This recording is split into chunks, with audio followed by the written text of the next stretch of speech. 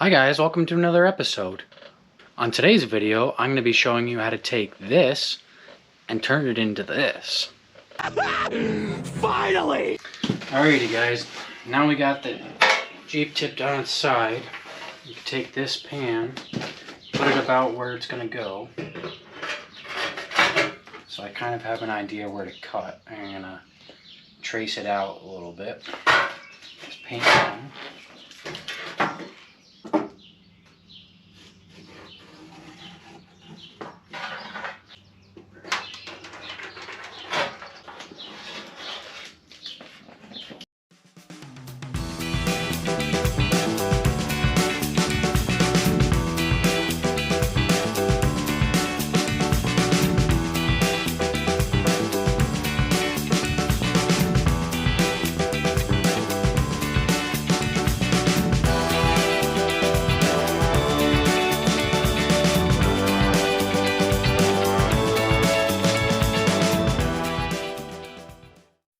.346 minutes later.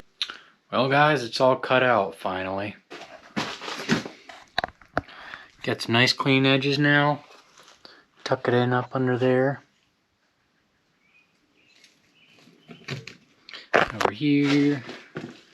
Down right here. This edge is nice and clean. So yeah. I don't have my 220 cable here today to use my welder, but it's on the way, so probably day after tomorrow, but it'll be in like 2 seconds for you guys. We'll get that and then we'll start welding these pans in.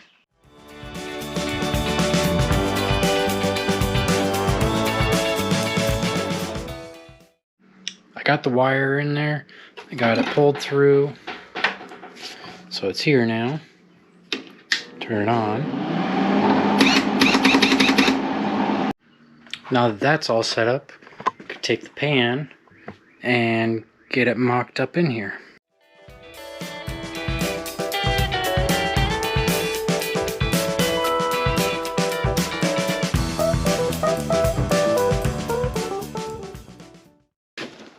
So you can see I marked some green dots where I need to cut through the plate and where I need to clean. I marked on the body.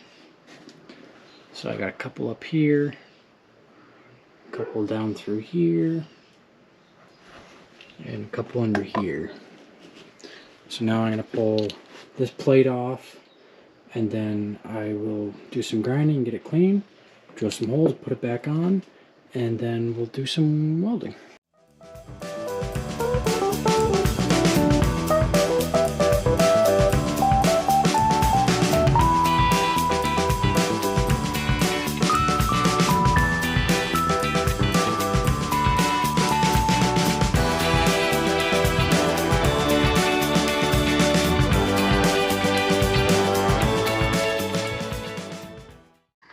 There you have it. First one is tacked in. A couple spot welds.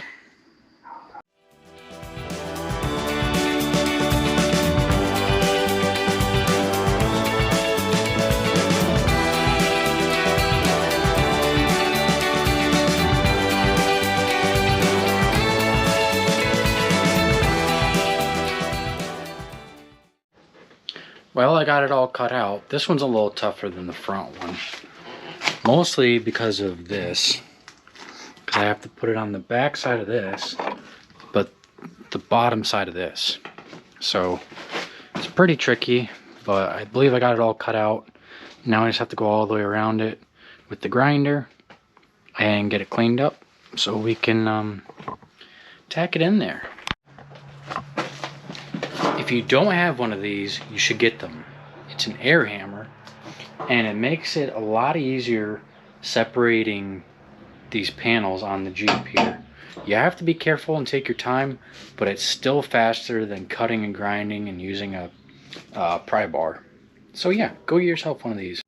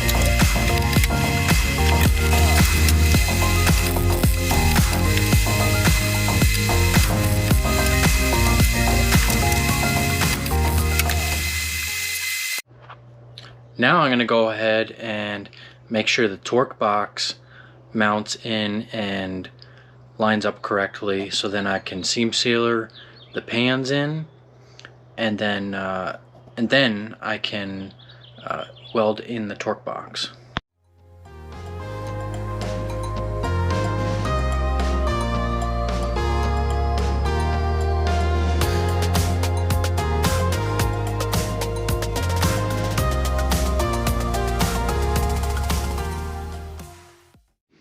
Well, it fits.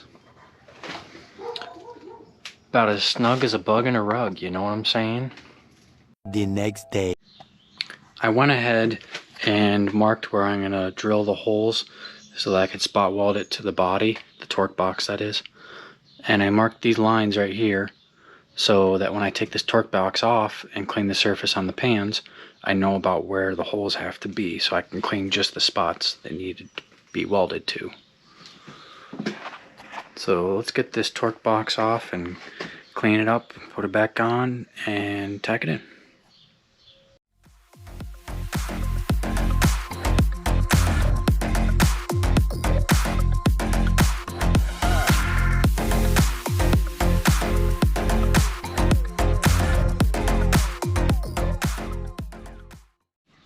So we got it all cleaned up on the body side and all the holes drilled in the torque box.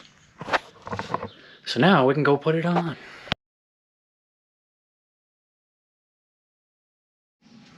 Well, I got a little ahead of myself. Still have to seam sealer it, and that would have been a pain in the butt if I forgot to do that before I welded the torque box on. Because this seam right here, well, all the way around both pans, needs to be seam sealed before I can weld the torque box on. So let's go ahead and do that real quick.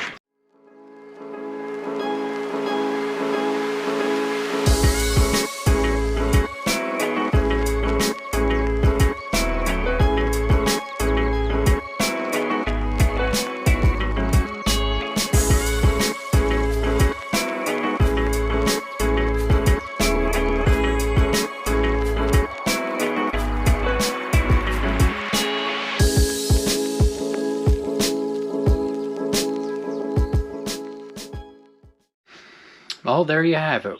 We finished it. The top side anyways. Got it all tacked in, and I got this front piece on there just to make sure that the bolts would line up. All three of them. So yeah, that's what it's supposed to look like. That's what it didn't.